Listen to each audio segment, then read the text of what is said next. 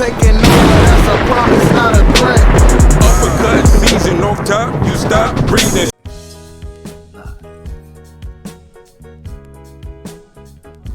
Yeah, what's good, yo? Welcome to another episode of Real Talk, where as always, if shit's real, we talk about it. I'm your host for this afternoon or early evening, Pat Scorpio, the New England representative, and as always, I got my man with me, and I'll let him introduce himself. Hey yo, what's good, y'all? You already know who this is. Your boy King P, Bodega Boxing in the building. Ring Gang Radio all day. Let's go. King P, Bodega P, and looking at this today, is the bodega closer because of the holiday and everything like that? Man, the bodega's never closed. First off, shut that shit off. Bodegas are never closed. We're open every day, all night, even on the holiday. Bodega grind never stops. Word. At least this week, I don't think we're banning any boxes from the bodega because I think everyone has just been chilling, at least on the American side, at least. Yeah, we're all good. That's what it is, man. And then I got my other man with me. I'm gonna let him introduce himself. Hey, what's fly? It's Conscious Pod, aka the West Coast Avenger, #1 contender, preparing for liftoff. Destination Gary, let's fly. Yes, sir. Conscious Pod stays elevated and above the clouds. You dig? That's what it is. No turbulence. That's what it is. Not today. It's Sunday. It's easy day. Yeah, no LSD juice in the system. None of that malarkey. Word though. And we also have a guest on the show, man. Who's one of the best boxing minds out there. In this boxing Twitter and boxing in general too, man. It's an honor to have him on the show. I'm gonna let him introduce himself. Man, it's Lukie, and stop with all that. I'm in the house. I'm extremely tired. I was gonna listen to the show regardless. I just wanted to talk my ish because I love to talk my ish because God put me on this planet to talk this ish, and I believe I'm one of the best at talking this ish. So that's why I'm on this program. That's what it is, man. That's authentic. I dig that, man. Big dog Lukie from Lukie Boxing. That's it, man. I said, I know you're being humble, but yeah, he's a good boxing mind, great boxing mind for good content and everything, man. I gotta give you your props, though. Most people need to know that, Man, I just sound like a bitch ass dude because I am a bitch ass dude. I can only be what I am, So it is what it is. I gotta accept the shoe that fits. Lukie, man, wild dude, man. And last but certainly not least, I'm gonna let my other man introduce himself. Yo, man, what it do, man? It's LB, aka Lotta Del Boss, aka Shuttleworth the God, the GOAT artist. Man, just let y'all know, as part of Ring Gang family, ain't really mentioned this on none of the broadcasts yet, but we just putting it out there. My father did pass on the 18th of June, the day before Father's Day, and that shit has been like ridiculously hard for me to deal with. We was like super close, and we had so much shit we was trying to accomplish this year. So but I know he still want me to do this shit and represent gang and do this Ring Gang Radio podcast and all of that. So I ain't been taking no breaks, no sleep, no nothing, just been knocking this out, doing what I gotta do. Yes, but I do have a GoFundMe link for my father. It's on my Twitter page. We might put it on the YouTube or whatnot. It's pinned, Ring Gang. It's been circulating. So if y'all find it in your heart to donate, or if you can't do that, that's fine. Just share it along. Hopefully someone else sees it. And that's, we'll properly honor my father later, after his burial and everything.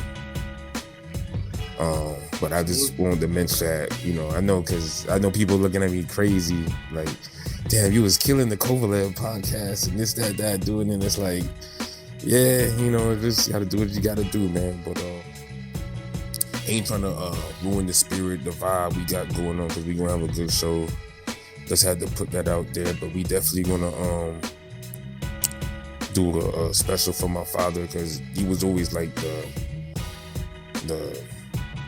the hidden character of Ring Gang. Like, he was like, there's 9 members, he was like member 0. He was always like the backbone, and he knew everybody by like nicknames and shit. Like, King P was the Bronx guy to him, Pilot was Pilot, and Pat was Harvard. Like, it's just, clan argue, you can't do what B. So he knew everybody by nicknames and shit. And he really, we was gonna have him on the podcast later this year, do all types of big shit. But unfortunately, Allah got other plans. But he did finish the anime with us that we been working on for a year. And if you see me go in and out of the podcast, it's because I'm in the process of trying to finish it up with Prolific. And yes, sir. It's super important because it's also my father's legacy. And it's the last thing that he'll be remembered for on this earth, and it's gonna be through Ring Gang. So absolutely, we just want to do it big and make sure he's represented. So that's all I got to say as far as my introduction. I apologize if it's a little long. Shout outs to Henny Goslick. I see you, man. Appreciate it, bro. But let's roll. Let's talk about this fucking boxing. Shout outs my nigga Rodney, R.I.P. We'll honor you later and some more, but I know you want us to get back into this shit, and I'm glad everybody here. We got a full house. I know we ain't had Pilot in a minute. He's here, and we got Big Dog Lukie here. I know we've been doing the spinoffs, and we ain't have him on the Ring Gang show since I think last year. So we brought him back. So we Voltron. We got the Green Ranger. Set tripping. We got everybody here. We good. So let's rock out. Yeah, definitely, and definitely rest in peace to Pops. I call him Pops, because that was a solid dude, man. Absolutely solid, funny dude too, man. Real funny, man. Like, I just wanted to make this dude a star before he passed, and it's like it's gonna happen posthumously. How do you say that? Posthumous, yeah. Posthumously, yeah. Posthumous,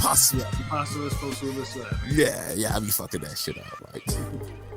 Man. But yeah, we go get into that. I appreciate all the love from everyone. So I guess Pat started off. I'm gonna just sit back. Oh yeah, no doubt, man. So as we all know, this weekend was kind of light on the boxing on the American side. So so if you wanted to have a life or whatever, like I did, go to a Jamaican jerk fest or whatever, get jerk chicken and drink strong ass rum punch. Hey, bro, what? Can you break down what a Jamaican jerk fest is? Well, yeah, Boston Jerk Fest is basically a Jamaican festival celebrating, a lot of different things, particularly the food, and there was music, and then, I went in on the food and the liquor 2 days in a row. I got blitzed out of my mind. It was wonderful. I needed that. But like I said, there was no boxing on, and UFC wasn't really hitting from what I understand. My brother was telling me that shit wasn't like, it was kind of boring. So I didn't miss anything. But there were some fights I just definitely wanted to mention. Of course, Joe Joyce and Christian Hammer. Now, obviously, Joe Joyce is forever waiting to get himself a title shot. Unfortunately, the heavyweight title is kind of held up right now with Joshua and Usyk, and then Fury's doing Fury things. So Joe just came back from a wrist injury and pretty much pummeled Christian Hammer into a submission after 4 rounds. And this is after he, again, walked through overhand rights for like the first 2 rounds before Christian Hammer was like, God damn, I can't move this dude. And I'm just like, I'm beat. Like he gassed after 2 rounds, which is kind of hilarious to me. And then he got hammered to the canvas about 4 times, before the stoppage. So yeah, Joe Joyce is still a thing out there, man. Like, honestly, he needs to be put into some high-profile fight. That was like a domination. Who do you think's the best heavyweight that he could beat right now? Anyone who doesn't have a chin. A stamina or to defend against the jab. Oh yeah, some speed at least. Some speed, definitely. I think Hrgovic is like the best fight to make because we don't know if Hrgovic is good, but everyone says Hrgovic's really good. And Joe Joyce is like pretty awesome. Yeah, Hrgovic is one of the ones. He's penciled in to do that mandate to the IBF thing with Zhang. I don't know if it's gonna be on the Triple G Canelo 3 card, but pretty much. He's pretty much known. He was an amateur star. There's video of him boxing up Wilder like nobody's business when he was younger. And Wilder was like 3-4 years as a pro. And people say I'm hating, but no, it's really out there. It's true. It is. I know Pat's the resident, Wilder hater, but it is true. It's very true. I like to say Wilder realist. I'm not going to really say he a hater. More like Wilder realist. I am. So but most the people, opposite of Art Man. yeah, definitely opposite of him. You know, but yeah, I would love to see. I mean, Hergovich, if he gets his mandatory shot, I would love to see him and Joe Joyce, fight, because like I said, time is not on Joe Joyce's side. He's 36, about to be 37. So like, you got to speed things up, and do something. And then the other fight, which was again, it's cruiserweight. Now, cruiserweight is not one of Lukie's favorite divisions. That's for one. No, that's the garbage division. Like, you got like 2 good fighters in 25 years, bro. See, yeah, that's a garbage man division. They're like, should I work at the warehouse or should I be a cruiserweight? Damn. Yeah, this is Well, one damn.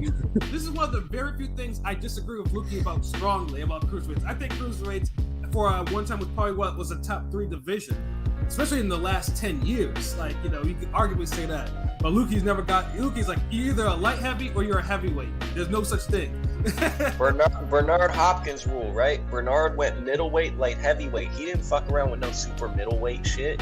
So like, if you're a light heavyweight, you go to heavyweight. Cruiserweight's always been like the ugly stepchild. Now, don't get me wrong, when they had those dudes with a lot of vowels in their name, fighting Marco Hook and Jan Pablo Hernandez and fucking Steve Cunningham, those fights were fun, but I didn't care. Like, it's like, oh, they beat each other up. What does it mean? I don't know. It was fun. Like, it's great to watch. Can't make y'all happy because y'all want big nameless motherfuckers beating up each other, but then when y'all have, that's not good enough for y'all.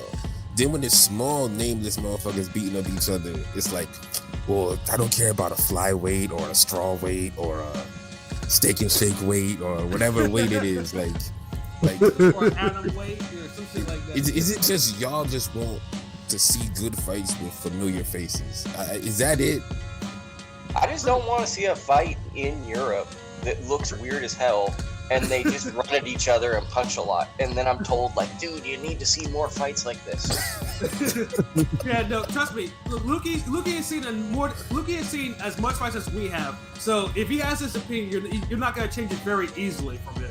Yeah, so you're not gonna there's like a Eurosport logo in the corner of the video. The ring is typically red. They got little things on it. It says like Bet365, all types of stuff. The venue's all weird looking. I mean, I get it, because sometimes some of them, I'm not even gonna lie, because I like the cruiserweight division, but some of them cruiserweights do look like Jiffy Lube workers on the side. They look like bouncers, bro. It looks like the cruiserweight looks like a wink, wink, nudge, nudge. Hey, want to join the Kumite?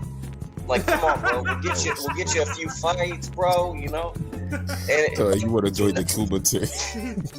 You know your division is messed up when the best guy right now in that division is calling out Jake Paul.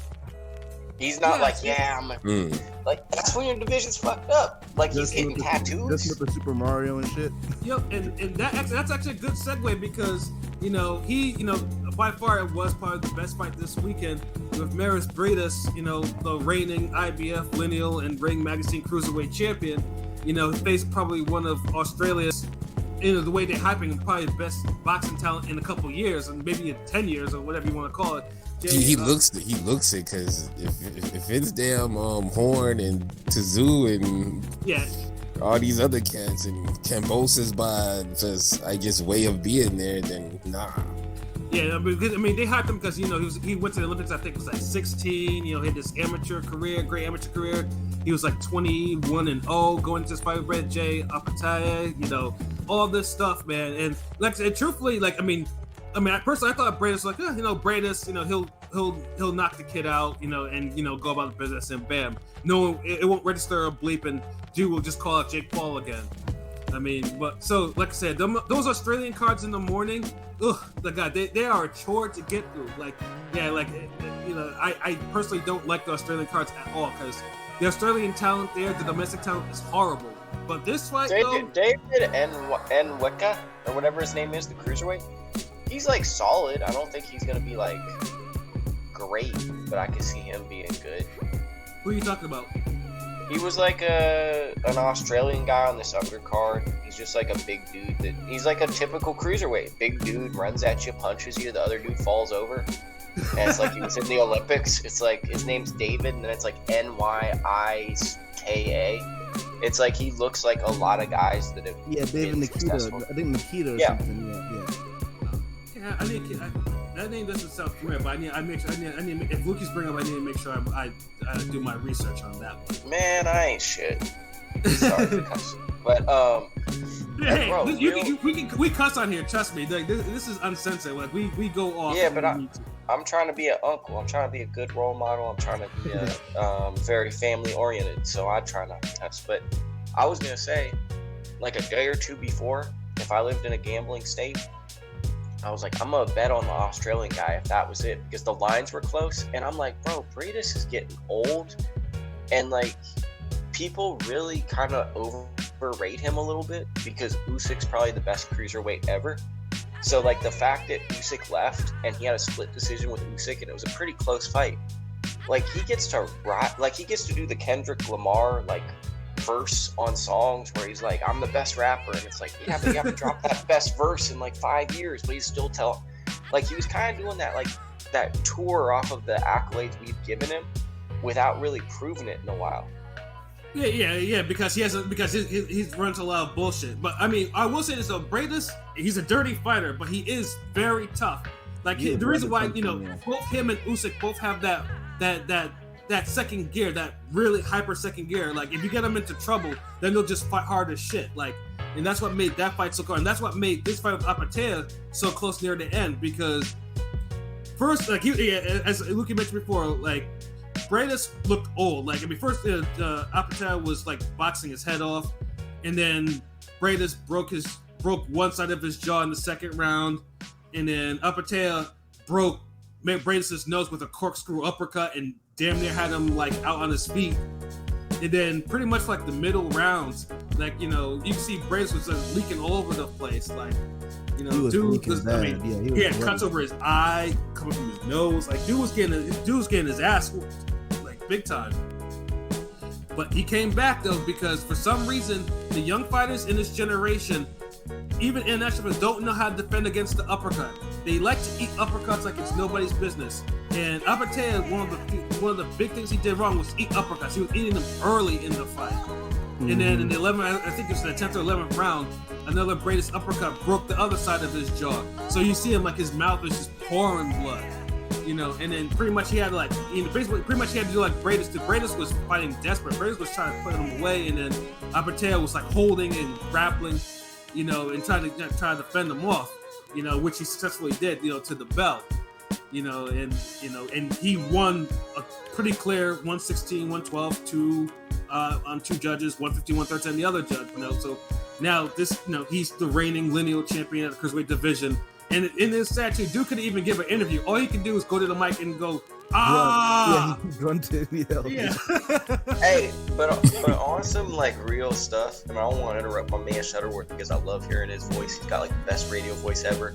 Can we stop doing the post-fight in the ring interviews? Like, especially if a guy gets his jaw broken, can we just be like, okay, let's take him to the back? Like, it's like he just had this career-defining moment, and then it's like, let's embarrass him. And then another thing too, like they kept the camera on him like all the way into the locker room. We see the position, like having him open his mouth and move his jaw around and all types of shit. I was like, not everything needs to be filmed, people. Like, no, they even posted some Maury cameraman for the. No, his jaw was looked worse and worse as they kept panning on him after the fight. I was like, what the? Yeah. But yo, I ain't gonna lie, man. I thought Briedis was beating dude ass in them last 3-4 rounds. He was giving it to him. Like, honestly, I don't see the fight as being like the fight overall was closer than you get the impression, because I seen the fight last night and to see it live, and from what I got, it's like people was making it seem like it was a fight of the year. Briedis got his ass kicked, and I'm like, damn, hold on, did everybody turn the fight off after the 7th round? Like, hold on. like the fight, you could almost, like, honestly, you could almost say, like, some judge would be incompetent enough to say that was a draw if we were somewhere else. Yeah. Yeah. Like, you literally could. I mean, we've seen worse decisions, so, but the kid definitely won. Fight of the year, no, but was it a real good fight? Yeah, for Bridger weight standards, I guess. I mean, it was like a peg down from Fundura Lubin. I feel like quality wise. like 2 pegs down. What the fuck? Yeah, a couple pegs. I mean, bro, I want to speak on this because people don't speak on this. I want to speak on something respectfully, very respectfully. Is like a guy like Vasil Lomachenko loses a fight, but he's damn near about to stop the guy he's losing when he loses his fight. Like with Teofimo came back in that last round, but he really turned the corner in that fight in that second half. When he fought Salido, he was close to stopping him. Like, this is a fight where, because Briedis was expected to win, people are going to forget Briedis damn near had this guy out cold in the 12th round. And that's kind of what's weird, because this was a sparring session at Big Pat's gym, Shutterworth's gym, Pilot, King P's gym. Everyone been like, hey, man, dude started good, but Briedis kicked his ass. And that's kind of like the weird thing about these type of fights.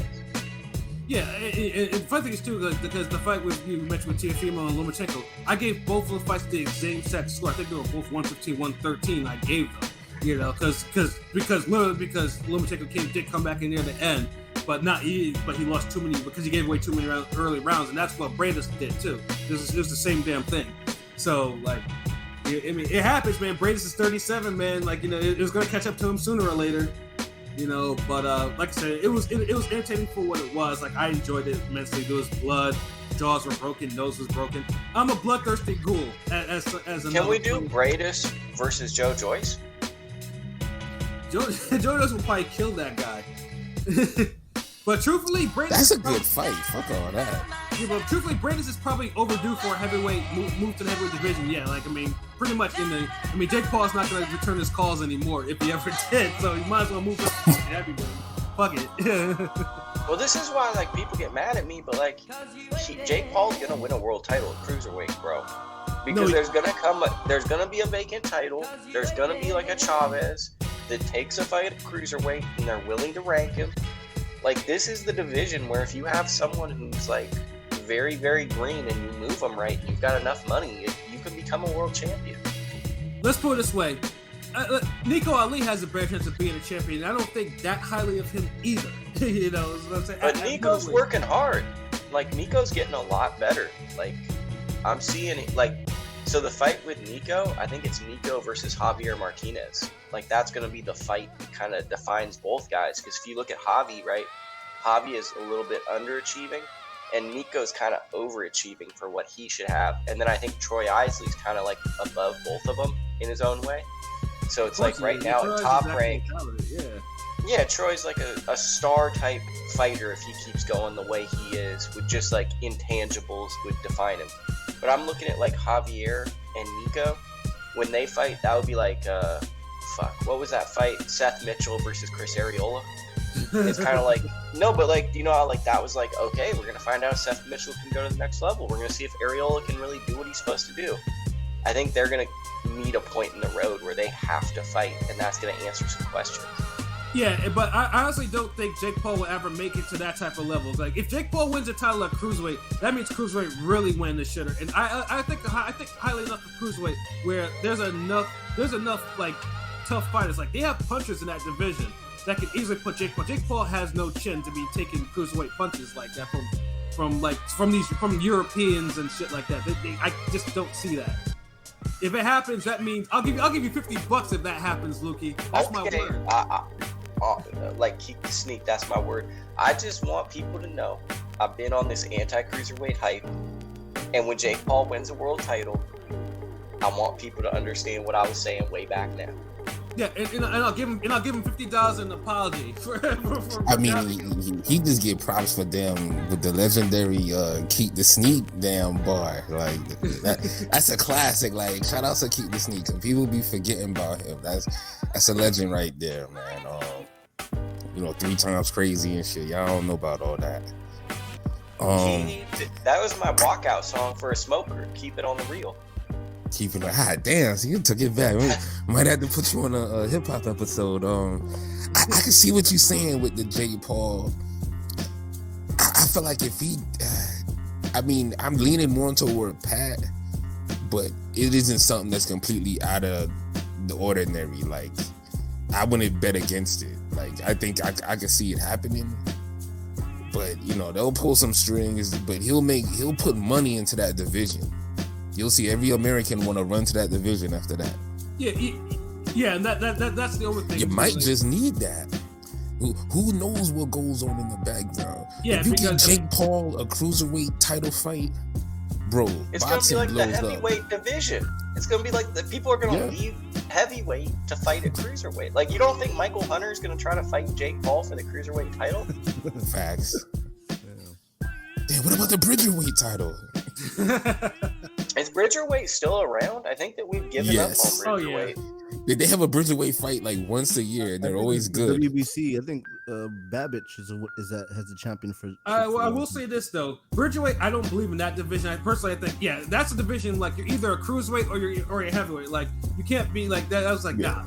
But for whatever reason, those fights there, the two that I've seen, like were brawls. Like now, those fights were better than the damn Briedis fight. Now those fights were better than that shit. Like, and then Oscar Rivas, like honestly, dude is a talented enough heavyweight that dude should just fight at heavyweight instead of leaving this Bridgerweight shit. He needs to leave that shit alone. It's like I don't know what the fuck he was on, bro. Yeah, like if you can't fight under 224 and not be gassing after like 2 rounds, like don't do it. Like don't hinder yourself if it's not in you to do that. So honestly, Pat, it reminds me of those dudes. You know how you growing up in the hood and it's like they got the little rec ball leagues, and I think the last one before you an adult is like maybe 14 to 17 or some shit, or 18, and you be sometimes having dudes come out there and they're like 19 or 20 and shit because they know a coach, the uncle or some shit, and they be dunking on kids who's 15 and 12. Like, that's Bridgerweight. Yeah. He's hitting the AI crossover in my era on kids stepping over him and shit. Like a grown ass man saying, "Hey man, I got locked up for a year, so I'm really like 16. I missed my whole 15 year." Oh man. That type of shit. Y'all think we joking, but it be really out there. I've seen that shit my damn self, like my old eyes. That shit really be happening. It does. Bro, in a street ball, I used to always be the biggest bammer because like I wasn't even a scorer. I was just like a press defense guy. And then it would always, a fight would break out because the bammer scorer guy would always be the guy I'd be playing defense, and they'd be like, it would just always break out into a tussle. And I like had to stop playing because they'd be like, "You're playing too rough," and I'm like, "Bro, I'm not a scorer. Like, I gotta play press defense. Like, this is what it is." And then dudes would start throwing an elbow at you, and it's like, of course I came up boxing, so it's like, all of a sudden, okay, you want me to hand check? Like, my hand check's gonna hurt a lot more than your hand check. And then all of a sudden, pop his hip punch. Yeah, see, Lukie was the Kurt Rambis of street ball. I think I was like my player comparison. I don't think I was at that level. I'm trying to think of my player comparison. Rambis wasn't a scorer, but he was tough on defense. But you just don't have his height. I'm trying to think of like a good white point guard who just came in to facilitate and play defense. Maybe like Kurt Heinrich would have been like a comparison coming out of street ball. Damn, I haven't heard that name in years. Just like a facilitator. Maybe Scott Skiles. Maybe that would have been it. See. Some Steve Blake.